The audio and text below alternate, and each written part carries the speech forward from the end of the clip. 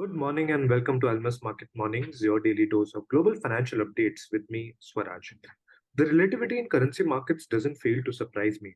Last week, the US Federal Reserve said things are uncertain and took a data dependent approach. We saw a sell off in US dollar, but the surprise was when ECB said the same thing and it resulted in dollar gaining strength. While the two major central banks took a data dependent approach, it will be important to observe what upcoming data tells us about the economy. Today, we have the Australian Central Bank rate decision. Morning, JK. Australia was the central bank which jumped between hikes and pauses. What's your expectation from today's meeting? Okay, good morning. Yeah, let's start with the Australian Central Bank meeting, which is due in the next 1.5 hours. So there's an interesting divergence between the RBA market pricing and the economists poll. While majority of economists are expecting a hike, the market actually is looking at only a 25% chance of a rate hike. And that's par for the course because I think RBI has been one of the most unpredictable bank as far as the monetary policy is concerned in the recent months, and that stands out compared to the major central banks like ECB or the US Fed, whose forward guidance are more or less quite well articulated, and market is mostly not taken by surprise. So that's how it is. How all said, then I still expect RBA to be on hold, possibly taking cues from the major central banks who may be closer to a peak, and also possibilities of economic weakness in China, which will spill over into the Australian economy as well. However, the new month started with a lot of economic news, and of course Japan nowadays cannot be kept out of the news because Japanese currency, after seeing good strength in the knee-jerk reaction to yield curve control tweaking, has actually weakened more than 4 yens from its lows. And yesterday's trigger for further up move in the USD yen was because BOJ was back in the market with an unscheduled bond buying operation in order to stem the JGB yields, which had risen to 0.6%. Of course, their cap is at 1%, but it appears that their intention is not to have too much of market volatility, and even if it is going to 1%, it will be on a measured way, and they wouldn't want to see a disruptive market movement. And then on to Europe, we had German retail sales that tumbled 8.8% month on month and minus 1.6 year on year. Economy continues to show extreme weakness. Eurozone GDP did beat the forecast, coming at 0.3 quarter on quarter and 0.6 year on year, better than expected. But the details were less overwhelming because Italian GDP is contracted, Germany was flat, and only country which showed good growth was Ireland at 3.3%. Of course, we did have the CPI from Eurozone also, which came weaker than expected on the headline, but the core CPI was still higher at 5.5 versus 5.4. So the dilemma for the European Central Bank continues because the growth drivers are actually very weak, but the inflation is not relenting, particularly on the core side. So which will keep them in a very unenviable position as far as the next monetary policy decision is concerned. We did have another loan officer survey from US that showed that 50.8% of the banks tightened credit standards in Q2 compared to 46% in the earlier survey. And the survey also showed that the banks expect further tightening standards in 2023. Today we had Chinese Xiaxin manufacturing PMI that has now slipped into contraction territory, dropping from 50.5 to 49.2, and expectation was for 50.3. So yuan is once again slipped into weakening side, more than 7.16 as we are updating right now.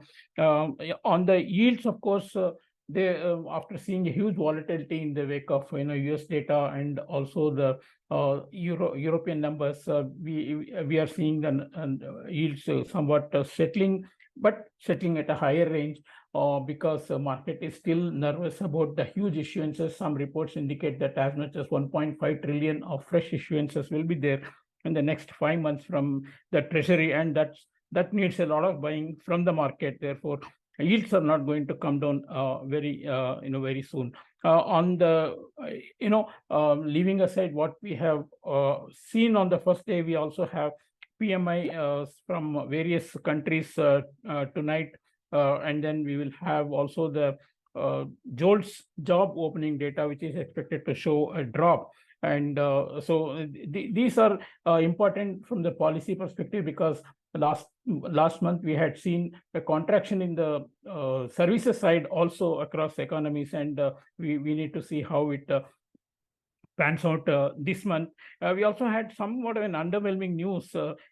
One of the small banks in the Kansas area has filed, the Heartland Tri-State Bank, of Elkhart, which is the smallest, of course, bank to undergo, but still the authorities felt that, announced that the bank was insolvent, and they did announce a closure of that bank.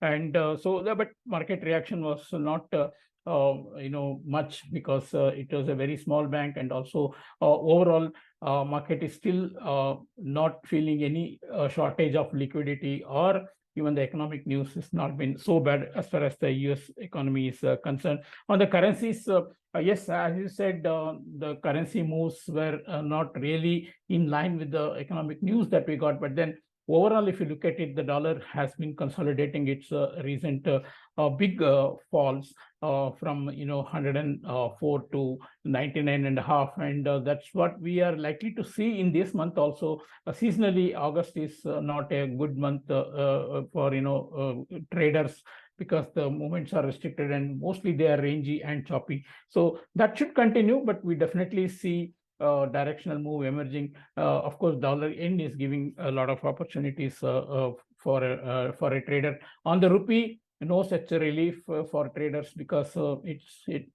after having gapped up on to Friday, USD INR has settled above 80 to 20, but the intraday moves have been very, very restricted. Yesterday was again one of the narrowest ranges that we see. But as I said, having stayed above 80 to 20 for a couple of sessions, I think we might see some more upside for the dollar, particularly as the dollar index itself has been firmer at 102 right now, but possibly going towards 102.50 is how I see. Lots of data coming up in the week, ending with the non-farm payroll. So we should see some influences coming from them on the currency market. Thank you. Thank you, JK. And as we await the Australian Central Bank rate decision, there is a interesting divergence between what the market is pricing and what the economists are saying. Markets placing a lower probability for a 25 basis hike. Japanese currency, Japan is again in the limelight with its currency weakening even after the yield curve control being tweaking. This is because BOJ has once again entered the market with an unscheduled bond buying. So that's a story we will keep following throughout our coming podcasts. On the European front, we had the German retail sales tumbling, while the Eurozone GDP beat the forecast, but the underlying growth from individual countries was on the weaker side. So it's an interesting dilemma for the ECB, because growth drivers are weak, but inflation remains stubborn. On the other hand, China, we are seeing the manufacturing PMI slip into the contractionary territory, because of which we saw some weakness in the Chinese yuan. On the rupee front, we are sustaining above 80 to 20, but with a restrictive intraday move. So it does open up possibility for more upside for the rupee. That's it from us today. Thanks for listening. Tune in tomorrow for another round of fresh updates. Thank you so much for listening.